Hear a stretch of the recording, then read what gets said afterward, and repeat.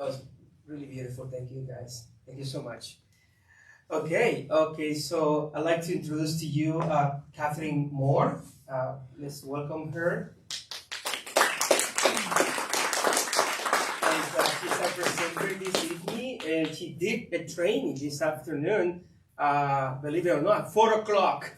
When everybody, so it was really good. We have a small crowd of leaders who came, but we had a great time. It was not only enlightening, and it was really good, insightful, but also we have a dinner together, and we were able to eat together. Also we had meaningful conversations. It was really good. So that was exactly what I was envisioning. Not only that we have a really good speaker, but also that speaker will point us to something even bigger than ourselves, which is how do we remove the obstacles that are there for people to come to these resources of mental health and support for people who are suffering, who are struggling. And so that was one of those important conversations that we had. We have other conversations related to the same idea. And so Catherine is also a mental health specialist, a social worker, a person who is also has a podcast and has written this book that is right behind her, and probably you have in your hands. Show me if you have the book. If you don't, we're gonna charge you with $100. I'm just kidding. So, and I also want to welcome your family, Catherine. Your husband is here, right? Yes. Please stand up. Come on, brother, thank you for being here. And your daughter, right? Yes. And the rest of the family? Yes. Mama and suegra. We say suegra in Espanol means mother-in-law. Okay. And the rest of the family, brother and another brother and another family member. So thank you for being here. So he's encountered people, and there are some people watching online too. So we're ready for you. This is how this is going to work tonight.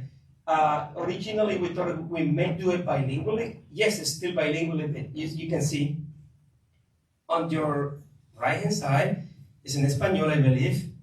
Is it that, right? Yes. Okay, here it's going to be in Espanol on my right-hand side, and in English. So she's going to be speaking in English. If there is anything that I realize needed to be translated, then I will signal to her and I will translate that. Other than that, it's going to be in English. After she presents, you may want to ask her a question or two, and then she will be ready for us, okay? She will also sign your book. She's not going to charge you like $300, don't worry about that. Right, Catherine? So welcome, Catherine. Thank you so much for being here. Hi, everybody. Well, thank you so much for the amazing music and the singers. Can we just give it a round of applause for the artists? It's beautiful. So, hello, my name is Catherine Moore. I am a mental health therapist, podcaster, author, and speaker. And I'm so glad that we're here today having these important conversations. Today we're going to be talking about how do we defy the odds against us. So as you go through life, there's going to be obstacles and challenges, especially if you're trying to do anything worthwhile, anything that is forcing you to grow, right? Getting to that next level, getting to that next step. And, as I was writing my chapter in this book, I began thinking, what it was about me that I wanted to share, right? Because I feel like I'm kind of a normal person. We can go to the next slide.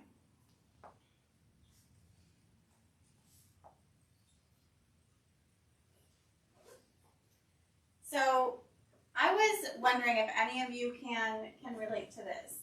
Have you ever felt that you weren't enough? Yeah? Have we ever felt or been told that you're going to fail after you told somebody that you really wanted to do a certain thing? Get a job, go to college, join the sports team, whatever it might be, right? And have you ever been told by others, maybe you just need to get real. Maybe you just need to be happy with where you're at and settle there, right? Yeah. So this is also what happened to me too. When I was younger, I had a lot of challenges in my life, but I always knew that I wanted to help people. And for example, I was that girl that would take in the neighborhood stray cats. So the dirtier and smellier and stinkier and nastier the cats, of course I was going to take that cat in. It was coming home with me. I was making it a little bed in my wagon. I was going to feed it bologna that I hated. And my grandmother thought I loved bologna because it would always be gone. And she never knew that I fed it to the stray cat. But I was just that type of person, right? I always wanted to help people. So when I got to high school, I knew I was just going to go to college. I knew that was happening. But when I would get there, and sometimes I would talk to some teachers and even a counselor, and I'd tell them, you know, what it is I wanted to do, a lot of times I was met with resistance. And I didn't know, you know, where this was coming from. And one teacher even said, you know, do you know what the likelihood is of you actually going to college?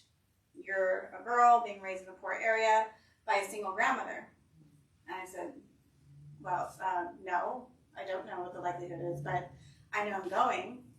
And once I grew up, I realized, I looked this up, it was only 14%. So only 14% of people who are raised by their grandparents actually go on to complete college, and much less 1 degree, but now I have 2 degrees. And so it got me thinking, what was it? What was it about me that statistics say that I should have failed, that I should not be where I'm at? And that's where I dug in, and that's what I want to talk about with you today. Next slide. So this is a little bit about me. Since 2009, I've been a social worker.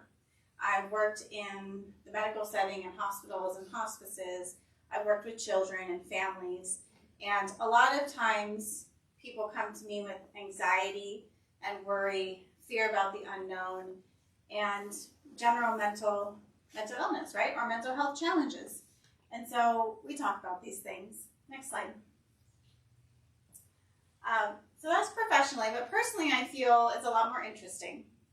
Personally, I'm a trauma survivor. I was homeless due to a wildfire when I was a teenager.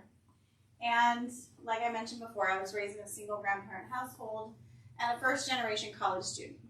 So a lot of things that I had to overcome that I really shouldn't be standing here in front of you today.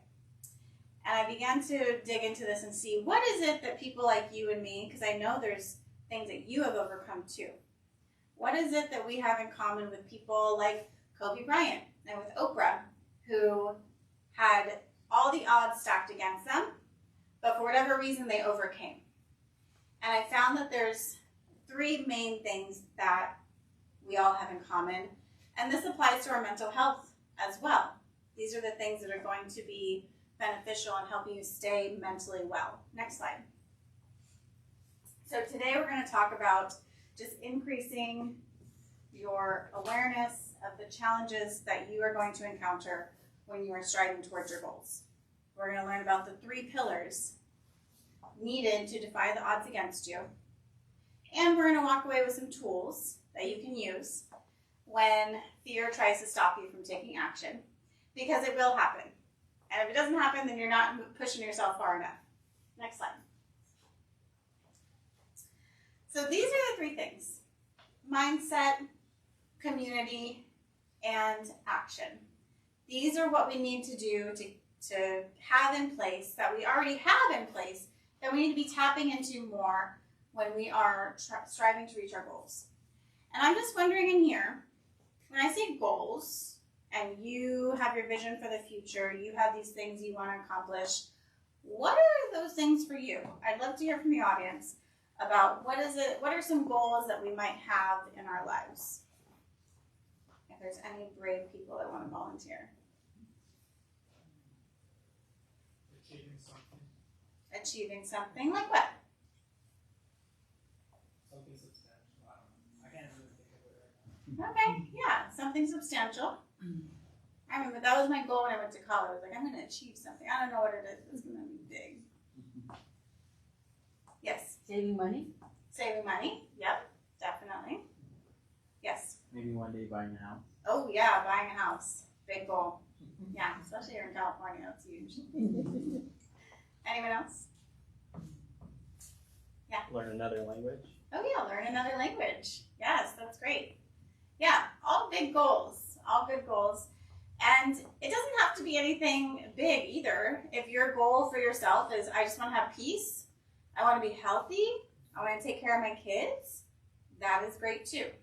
Right? Next slide. So first we're going to talk about mindset. And the key thing with mindset here is where your focus goes, your energy will flow. Okay? So what I mean by that is what you think about is where your emotions are going to go and where your actions are going to be focused on. Next slide. So when I talk about mindset, this is a set of established attitudes that people have. Next slide. And this is how this plays out, right? This is the key to essentially everything and how our minds work, how anxiety comes about, how depression happens, how it either is defeated or how it stays in place, right? So there's an action. There's something that has happened, and this triggers a certain thought or belief in us. And from this thought or belief comes an emotion. And from this emotion, we act on that emotion. For example, if I am expecting a call from my friend, and she said she was going to call me, but she didn't. And I'm thinking, what the heck? She's standing me up. Well, that's rude of her. How dare she? Man, I can't believe she would do such a thing. So these are my thoughts. And from that, what kind of emotions do you think are coming out there? Frustration. Anger, frustration. Yep. And so my action might be to call her up and give her a piece of my mind and tell her how rude it was that she stood me up, blah, blah, blah. Right? However, and that may be good or bad. Well, probably not good in anything, but it's what we do, right? This happens all the time. We make assumptions about why things happen. However, if I come at it with a different thought, right? Maybe my first thought is, how rude. But what if I replace this thought with something more different? Like, I wonder what happened. Mm-hmm. It's not like her to not call me. So what happened? I hope she's okay. Right? What kind of feeling or emotion does that give me? Concern. Yes. Concern. Yeah, it's different. Curiosity. Right? And from that emotion of concern and curiosity, my action is going to be different. My response is going to be different. I'm going to say, hey, are you okay? You got into a car accident or something? What happened? I was expecting your call. I get worried. And that gives us a different flow. Right? And this happens all the time. This happens with every single thing that goes on in our lives. Next slide. So there's two different mindsets that we're going to talk about tonight very briefly. Growth versus fixed mindset. Next slide. A fixed mindset is essentially when we hear people say, I am the way I am and you're not going to change it. This is how God made me. This is what you get. Right? Essentially coming from the perspective or the idea or the belief that I'm not going to change. This is as good as it's going to get, which works for some people, but it can trigger feelings of always having to prove yourself, feeling insecure, fear of rejection, because if I show up to this presentation and you all don't like it, well, man, this is the best I got. If you don't like it, there's nothing I can do, and I've been rejected, right? As opposed to, next slide. If I have a growth mindset, it's the belief that you can change. The belief that we can practice and change qualities about us and change our personalities and change our habits. So if I come up to this presentation with a growth mindset saying like, okay, well, if they don't like it, I'll learn from this. And I'll see what is it that they liked, what is it that they didn't like, and let me improve on this, right? I'm not static, I'm not stuck. But I'm constantly learning, I'm constantly developing, I'm constantly growing, and this grows your confidence. It grows your strength. It increases your hope for the future, meaning that I'm just not stuck here as an imperfect person, but I can continue to strive and continue to grow and learn. Next slide. additionally with that, the messages that we tell ourselves matters. So, who in here would say or agree that you are your own worst critic? Yeah, a lot of people, a lot of us, right? We talk to ourselves so mean. I'll have therapy clients that come in and they'll just be beating up themselves. And saying, oh, I'm such an idiot. I totally messed that up. There's nothing I can do right. When a lot of times, a lot of us are going through a lot of hard times. And we would never say any of these things to a friend. If we did, we wouldn't have any more friends left. Right? So paying attention to how it is that you talk to yourself matters. Is there anyone in business in here? Anyone in marketing? Okay, this will be news then to most people. Marketers know that if we hear a message 7 times, we start to believe it. So that's why you see the same commercials over and over again, because they want us to hear it 7 times. They want us to believe that McDonald's is good, right? Okay. Until we finally go, and we're like, this is not good. But it's the same thing with us. If we tell ourselves something 7 or more times, if we say, oh, I'm such an idiot, I messed that one up too. See, there I go again, messing things up. As opposed to coming to a place of, all right, well, that didn't work, but let me figure out something else. I can figure out something else. How can I make this work? I'm smart. I've done hard things before, right? So these messages are going to land with us differently, and they, like that little wheel we went back to, right? It plays into our emotions as well. So if we're constantly beating ourselves up, our emotions are going to be down. If we're constantly talking to ourselves like a friend, like, hey, you got this. You gave it your best shot. Next time you're going to do better. We're gonna make this work out, right? It makes a difference in how we feel about ourselves and how we're thinking about ourselves. Next slide. So these are some examples of common stories or beliefs that we tell ourselves that hold us back. And a lot of times these have been established when we were children, from our childhood. And we may have heard these messages from adults, from trusted adults even, right? That, oh, you're not smart enough. You can't go to college. Who do you think you are? You can't do anything. You can't help people. You can barely help yourself, right? So whenever I hear these messages or these stories that people say about themselves, like nothing's going to change or I'm going to fail, I ask them, where did you learn this? When did you start talking to yourself like this? Who told you that? Is this true? Do you always fail? So you're telling me there's nothing you've ever done right? Right? Because usually what we are looking for, we will find. So, beliefs that hold us back. Next slide. We want to be able to challenge these beliefs, just like I did, and say, is this true? Who told me this? Where did I learn this? And how can we flip this to make it more positive, right? So some beliefs that we can switch them to are, I'm going to do my best, right? And your best might look different every day. And that's okay. Because sometimes you go through some really hard stuff in life, right? Like the day my house burned down, my best was barely talking, not crying, right? The day we lose a loved one, our best might be getting out of bed.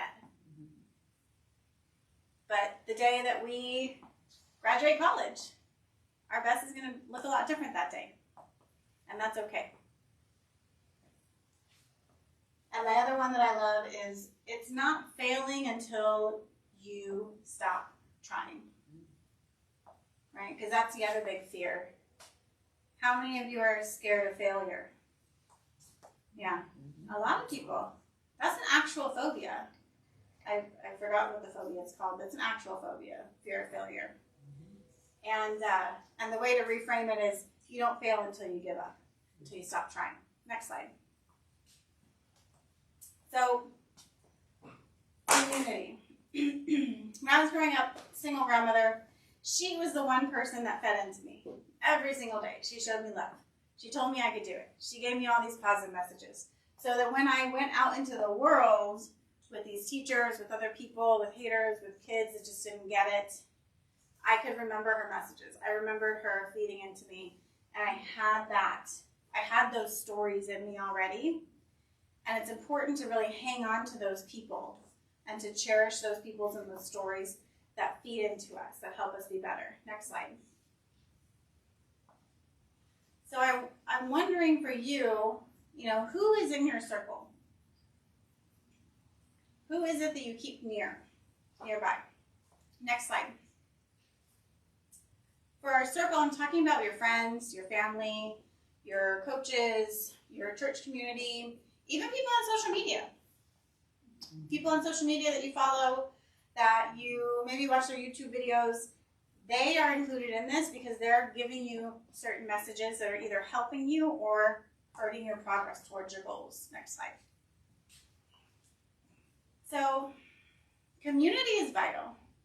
And we were talking about community with leadership today, in that sometimes when we are getting down ourselves or when we're having a hard time, we feel like God should be the only one that we need, right? And God is helpful. God is always there with us. But God also works through other people. When Jesus was having a hard time, was he by himself? He was typically with other people. He invited other people with him, right? So even Jesus, the most perfect human, had other imperfect humans with him. And that just speaks to the need for us that, God is there and God is amazing. Our pastors are there and they're amazing. But it's important to have those other people around us that are going to support us. And they're not going to be perfect. They might fall asleep while we're struggling. But it's important to have those people there that feed into us. Because they do. There's a statistic out that loneliness is as terrible for our health as smoking 15 cigarettes a day.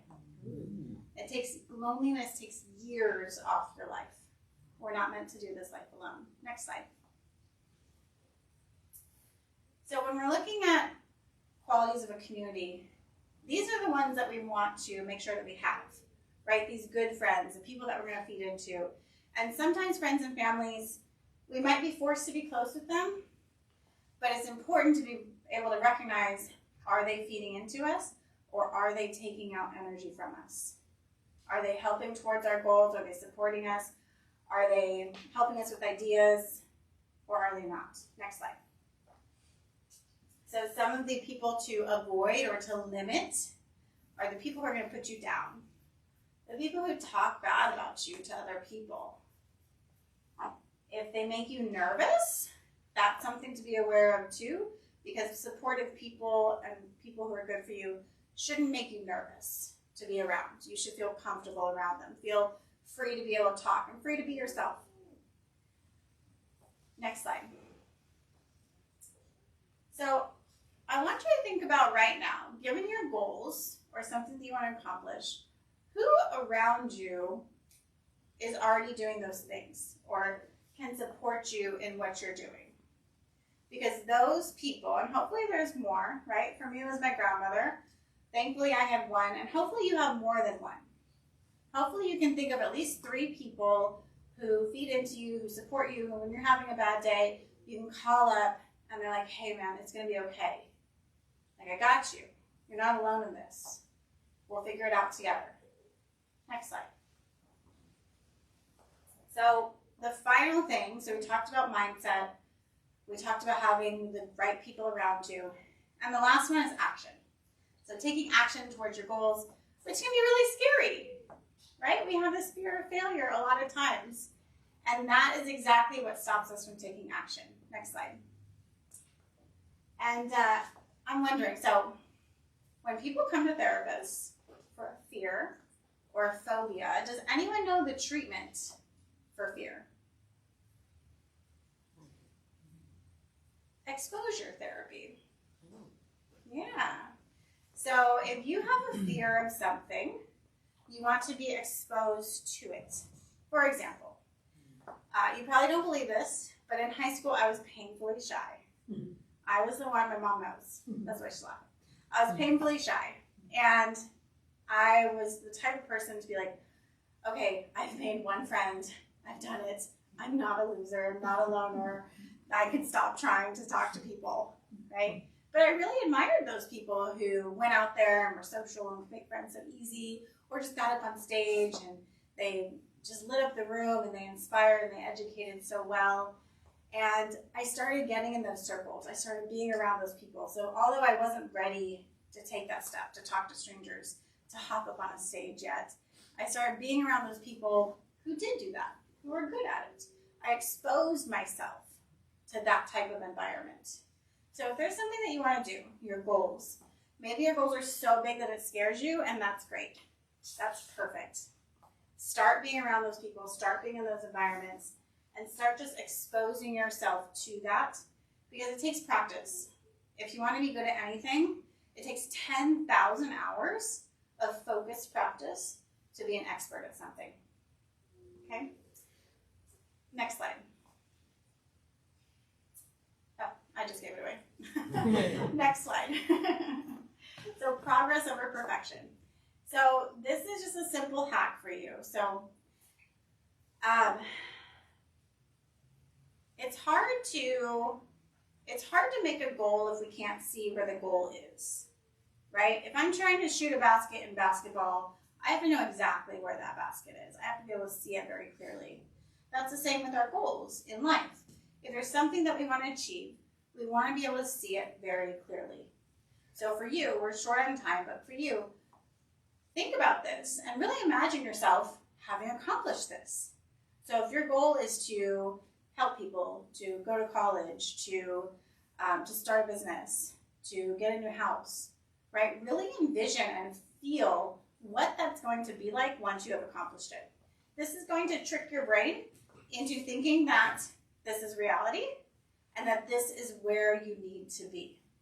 I don't know about trick, maybe train your brain into really in feeling like this is where I'm supposed to be, right? This is the type of house I'm supposed to be in. And your brain is then going to be more attuned to be looking out for those opportunities. To when you hear these conversations like, oh, that person's already doing this. Maybe I need to start talking to them, right? It'll help your brain to be more attuned to what's going on. Next slide. So make sure you're focusing on actions. Goals without a plan are just dreams, all right? Take one small step every day. There is a book called, oh man, I'm blanking on the name now. But it's essentially talking about how when we build on every little thing every day, so if I took one step toward my goal once a day for a year, I'm 365 steps closer to my goal, right? Even if it's just researching, what are the housing prices? What's the first step to getting into college?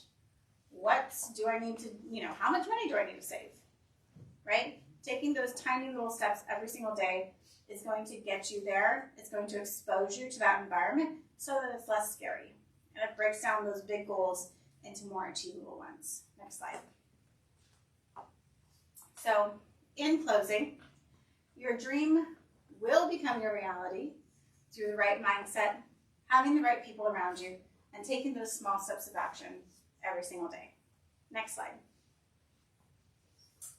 And this presentation was inspired by my chapter in my book, Voices of the 21st Century, called Defying the Odds. And we do have a copy of the book here for you. I will personally sign it for you and at the end of this presentation. And next slide. And I am available for questions and comments. So thank you. Do you guys have any questions?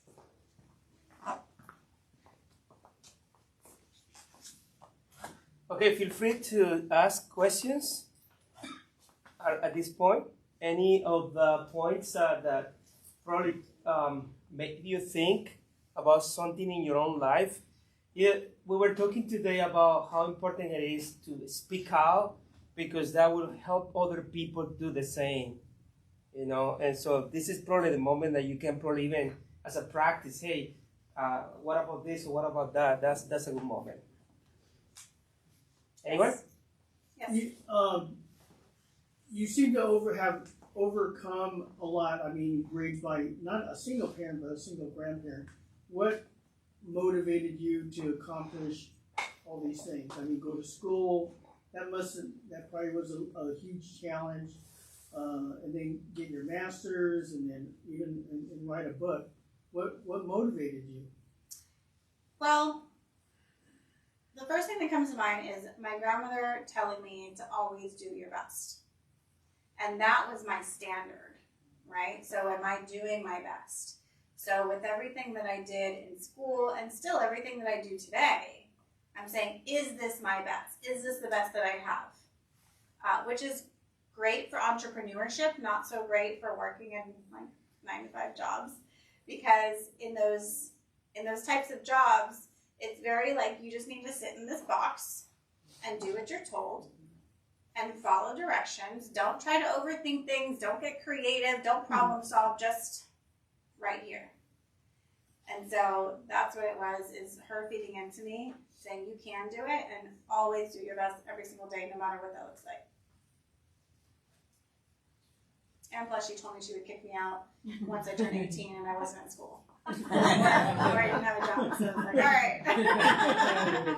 Yes. One thing about it, when you have a goal set to go to college and the finances aren't there, that's kind of a stumbling block sometimes for people. Yeah, it can be, but there's ways around that.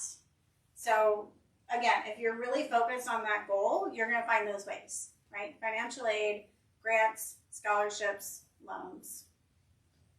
Yeah. So there's ways around it, but it is a challenge. I won't, take away from that. Yeah. Any other questions or comments?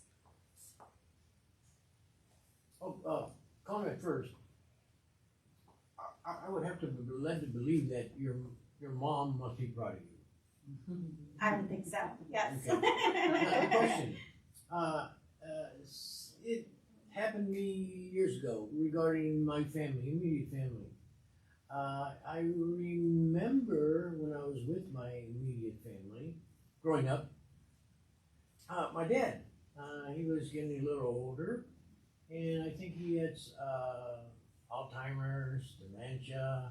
And I remember when my immediate family, like mom, my siblings, or a friend would say something to him, like, I told you.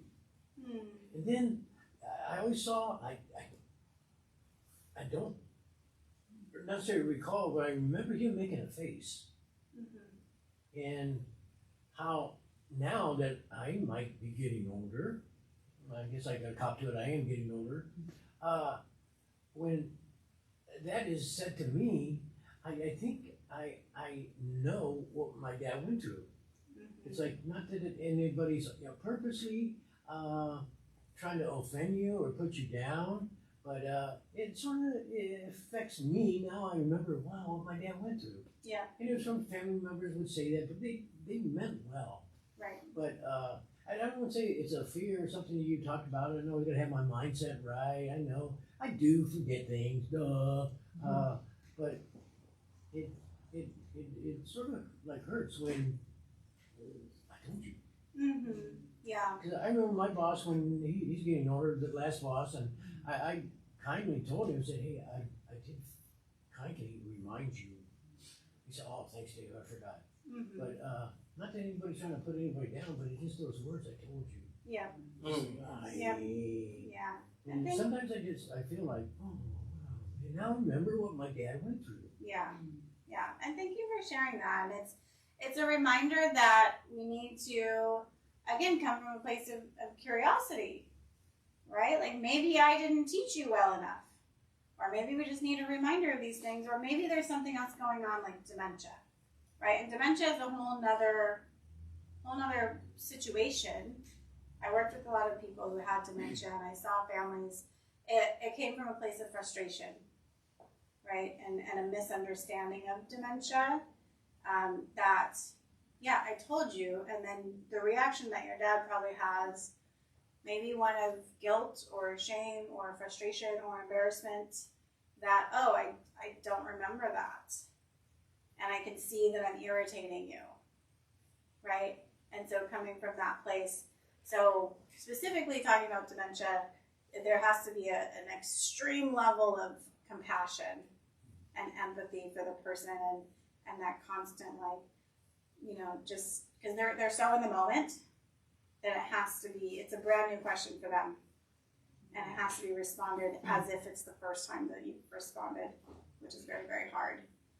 But yeah, that example just reminds us that our tone matters, how we talk to people matters, how we interact matters. Yes?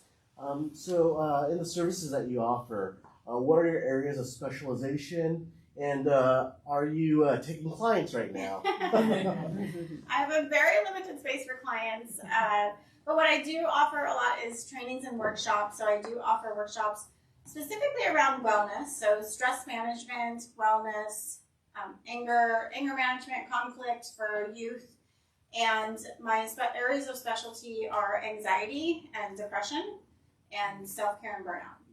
Yeah, thank you for asking. Any other questions?